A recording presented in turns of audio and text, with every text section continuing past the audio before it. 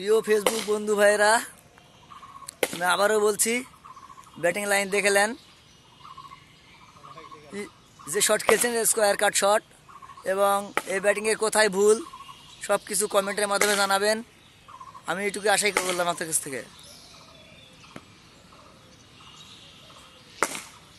কারণ আপনারা যদি কমেন্টের মাধ্যমে ভুল না ধরা দেন তাহলে কিন্তু ভুল শুধরাবে না।